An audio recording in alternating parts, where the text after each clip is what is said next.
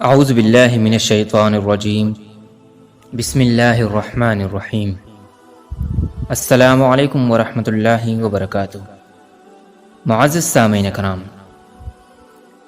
دنیاوی قوانین کے مطابق جب فیصلہ کیا جاتا ہے تو دیکھا جاتا ہے کہ اکثریت کی رائے کیا ہے، اکثریت کیا چاہتی ہے۔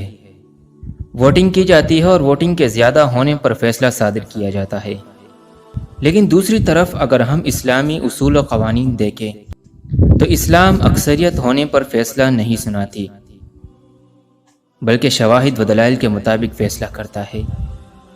اگر ایک شخص حق اور سچ پر ہے تو چاہے پوری دنیا اسے مجرم کہے، لیکن اگر وہ حق پر ہے تو اسلام اسے کامیاب قرار دیتا ہے، چاہے دنیاوی قوانین کے مطابق اسے سزا کیوں نہ دی جائے۔ آج چونکہ اسلام کا صرف نام رہ گیا ہے اور اسلام کے نام لیوا خود اسلام کے اصول اور قوانین سے کوسوں دور نظر آتے ہیں، یہی وجہ ہے کہ آج اس موجودہ امت مسلمہ کے لیے حق اور سچ کو جانچنے کا پیمانہ اکثریت ہے۔ قرآن، احادیث اور تاریخ سے دلائل دینے کے باوجود ہماری یہ قوم جواب میں صرف یہ کہتی ہوئی نظر آتی ہے کہ کیا علماء کی اکثریت غلط کہہ رہی ہے؟ کیا علماء کی اکثریت غلط ہے؟ یعنی یہ اکثریت کی بیماری اس قوم کی رگوں میں دوڑتی ہوئی نظر آتی ہے۔ اس بات کو مد نظر رکھتے ہوئے آج اس موضوع کو آپ سامعین کے سامنے پیش کر رہا ہوں۔ حسب روایت اللہ سے دعا ہے کہ ہماری اس کوشش کو اپنی بارگاہ میں قبول فرمائے اور حق اور سچ بیان کرنے کی توفیق عطا فرمائے، آمین۔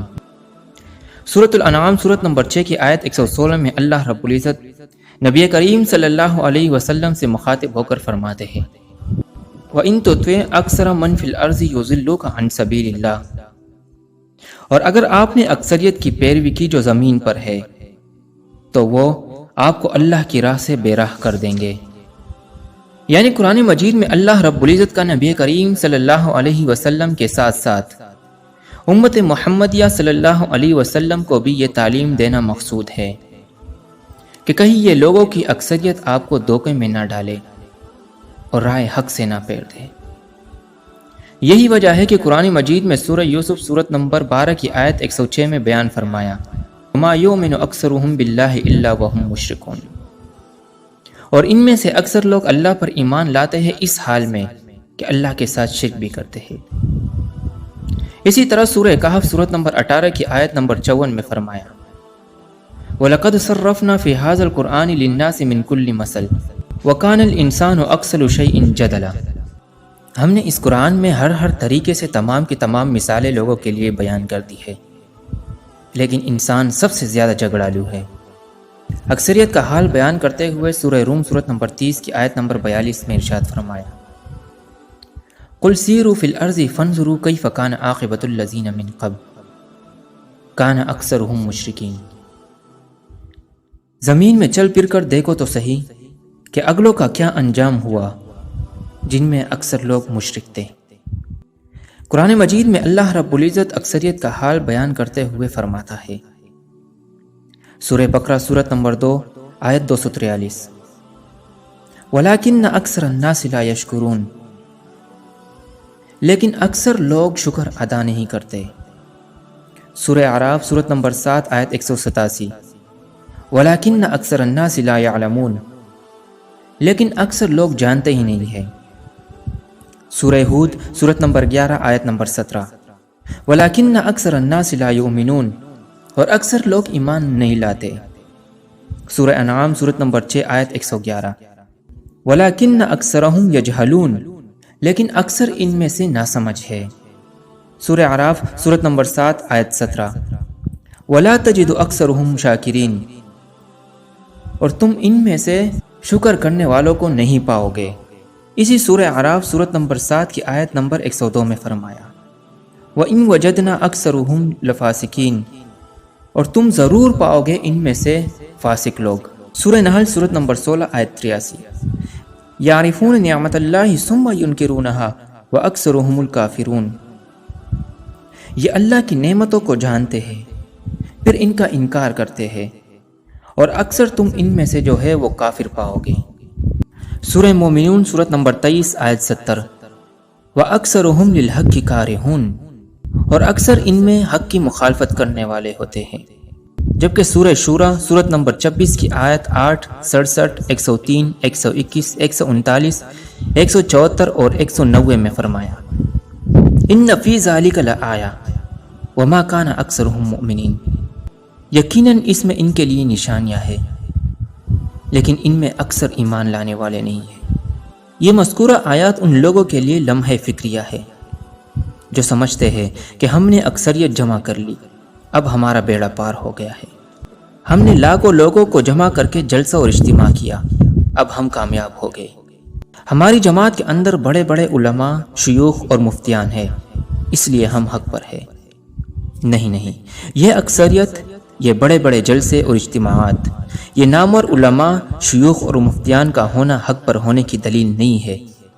قرآن مجید کی ان مذکورہ آیات سے معلوم ہوتا ہے کہ ہر دور کے اندر اکثریت ناشکر، لا علم، ایمان سے عاری، ناسمجھ، فاسق، کافر اور حق کی مخالفت کرنے والوں کی ہوتی ہے۔ ریحان ٹی وی کے معزز دوستو، آپ دیکھیے، ایک طرف ابراہیم علیہ السلام تنہا اور دوسری طرف پوری قوم اور حکومت وقت ہے جو ابراہیم علیہ السلام کی مخالفت میں ہے۔ ایک طرف نوح علیہ السلام اور گنتی کے چند مومنین ہے، جبکہ دوسری طرف کافروں کی اکثریت ہے، لیکن قرآن میں بیان فرمایا، سلام علی نوح فی العالمین انا کذالک نجزی المحسنین انہ من عبادنا المؤمنین ثم اغرقنا الآخرین۔ نوح علیہ السلام پر تمام جہانوں میں سلام ہو، ہم نیکی کرنے والوں کو اسی طرح بدلہ دیتے ہیں، وہ ہمارے ایماندار بندوں میں سے تھا، پھر ہم نے دوسروں کو ڈبو دیا، اور یہی حال ہر دور میں ہوا ہے کہ ایمان والے کم ہوتے ہیں اور حق کی مخالفت کرنے والوں کی اکثریت ہوا کرتی ہے۔ سورہ بقرہ سورت نمبر 2 آیت 88 میں فرمایا، فَقَلِيلًا مَا يُؤْمِنُونَ، تو بہت کم لوگ ان میں سے ایمان لاتے ہیں۔ سورہ اعراف سورت نمبر 7 آیت نمبر 3، قَلِيلًا مَا تَذَكَّرُونَ، بہت کم نصیحت لینے والے ہیں۔